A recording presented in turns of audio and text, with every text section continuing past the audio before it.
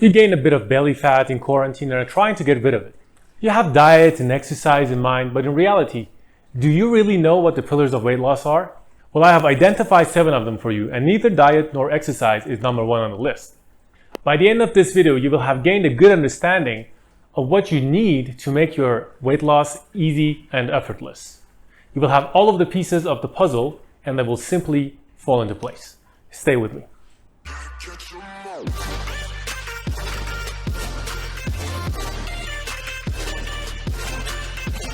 Welcome to Fitfessor. In this channel, it is my goal to provide you all the necessary information you need to become a professor of fitness. Now, let's get to the first point of the video. I want to start off with one of the pillars that I think is not being talked about enough, and actually it is more important than diet and exercise. It actually sets up your energy or lack thereof for exercise, and it controls your cravings and decides how the food you eat is being metabolized in your body. And the good thing is, unlike exercise that you're not inclined to do more of, you wouldn't actually mind having more of this one. That thing is,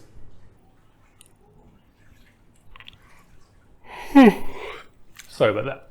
That thing is sleep. Sleep sets up the foundation for health in general and also weight loss. According to Dr. Matthew Walker, when you're dieting and you're not getting enough sleep, you're actually not losing much fat at all. 70% of the weight that you're losing is actually coming from lean muscle mass, and you're holding on to all the fat.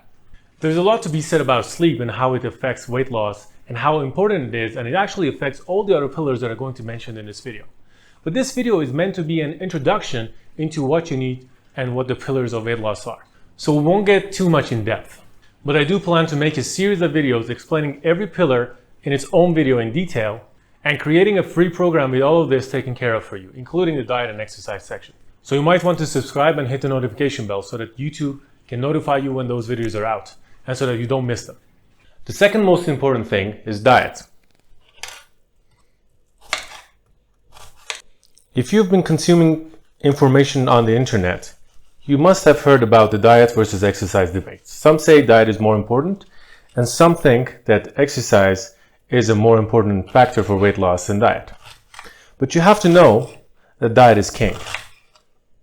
As the saying goes, you cannot out-exercise a bad diet. Also, what you put in your body is going to affect a lot of things, and one of the most important things that it will affect is your satiety levels. Diet also affects your willingness to go out and exercise, so in reality, working out is also kind of dependent on diet. Here you might give an example of a relative or a friend who normally couldn't lose weight, but suddenly started losing after starting a workout program. In reality though, the reason they started to finally lose weight is because after starting working out and putting all those hard hours in the gym, they finally started to clean out their diets, most probably.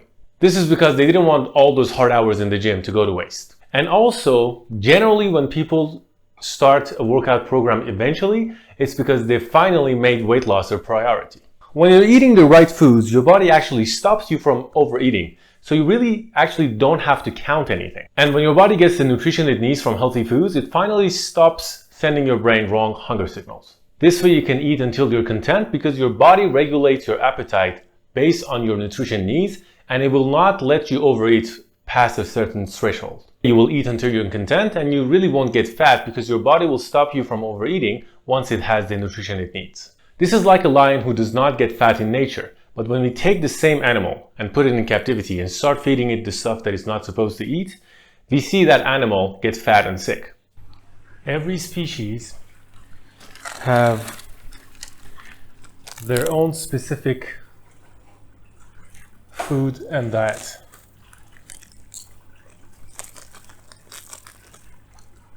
And I think that humans should behave in the same way too.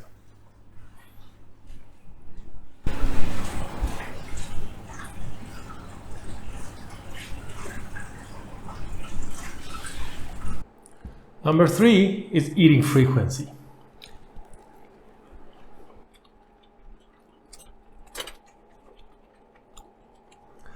Let's make a deal right now. Let's agree that the fastest way to lose weight, naturally, is to not eat anything at all. In other words, fasting. Anybody who has fasted knows that you lose weight very quickly during fasting. What you need to know is physiologically, it is very important for you to have low insulin levels to be able to have access to your fat cells so that you can pull the fat out of them and utilize them so that you can lose them.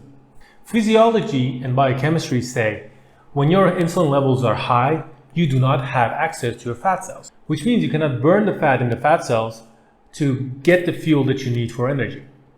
And we know that eating spikes insulin levels, especially eating carbohydrates and then proteins. Fats have the lowest effect on insulin levels.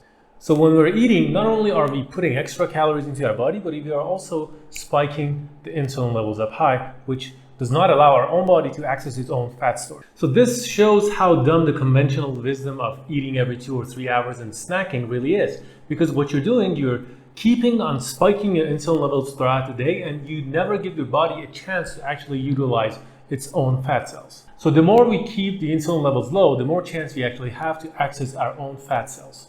Obviously, we cannot just keep the frequency to 0 and fast all day. So we can start by reducing our frequency to 3 and 2 and then maybe 1 if you would like to. I'm currently eating only 2 meals a day, and this juicy, delicious steak is meal number 2. Number 4 is motivation and discipline, and I put them in the same category because they kind of go hand in hand. Dieting and working out when you're motivated is much easier. So it is very good to have something that motivates you, and the motivation can be intrinsic or extrinsic. You can be motivated to lift weights because the process of getting stronger is rewarding for you, intrinsic, or you like how people behave towards you when you're fit and would like to be seen like that by the person you like.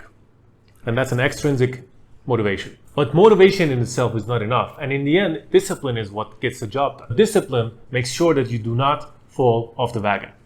In the video about discipline and motivation, I will go in depth about willpower and how to not exhaust it and how to make being disciplined easier for you. Number 5 is resistance training or strength training. It is only number 5 though because we're talking about fat loss. If we were talking about sculpting your body or gaining muscle, it would be number 1 because it is the most important stimulus that you can have to trigger muscle growth so that then your good sleep and good nutrition would be taking care of your muscle growth. When it comes to weight loss, you might be thinking, why building muscle would help? I mean, after all, we're building something, we're adding some weight to us. So how is it good for weight loss? And isn't cardio what we should usually be doing to lose weight? And that is to an extent true, but we need to understand that we would like to have fat loss. And there's several ways that muscle gain could help you in losing fat. The first way muscle helps you lose fat is that it increases your storage capacity for sugars. So when you gain extra muscle, the extra sugar that would normally be going to your fat cells now can go inside the muscle, where you can use them for energy to do even more extreme activities and in the end burn more calories.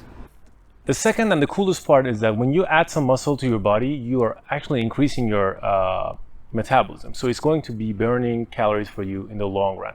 I like to think of it as an investment that keeps burning calories for you even when you're sleeping. Whereas if you're doing cardio, you're just burning calories on the spot and there is no consistent caloric loss that is coming for you. And like I said, when you have more muscle or more strength, you have the capacity to move heavier stuff. So that will in the long run translate to you being able to burn more calories because you're doing harder jobs. And for strength training, you don't really need equipment. You could do it with your own body weight. I'm right here. I'm using this park, and I come here, do some push-ups, and use the bar right there to do some pull-ups. And that's really what you need. There are better ways to go about strength training, and in the resistance training video, I will explain about all the things like dumbbells, barbells, kettlebells, calisthenics, and stuff like that. What you can do for strength gain and muscle gain, and what you can do to get the most bang for a buck. Number 6 is being purposeful, and it's amazing how things become much easier and more rewarding when you have a purpose in mind. As an example, in this lockdown, I gained a lot of weight because I simply stopped caring. But as soon as I decided to make YouTube videos for you guys, I knew that I couldn't let you guys down, and I had to walk the talk. The same thing happens when I register for a competition. I barely eat badly, and I almost never miss workouts, because things have to get done. It is true that this goes into the realm of being disciplined, and I find that having a purpose just makes it much easier to become disciplined.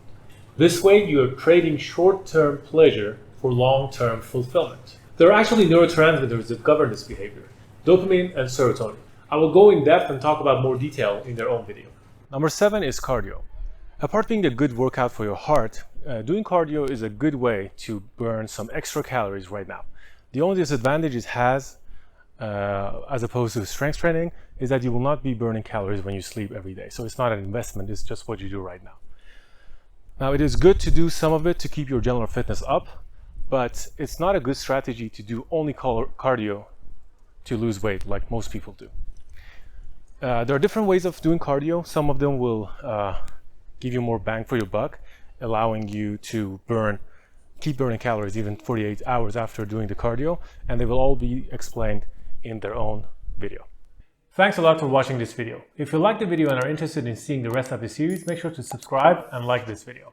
This will help the YouTube algorithm show you my next videos when they're up. Feel free to ask any questions you have in the comment section below. And with that, until next time, I will see you in the comment section. Tell me pretty lies, look me in the face, tell me that you love me.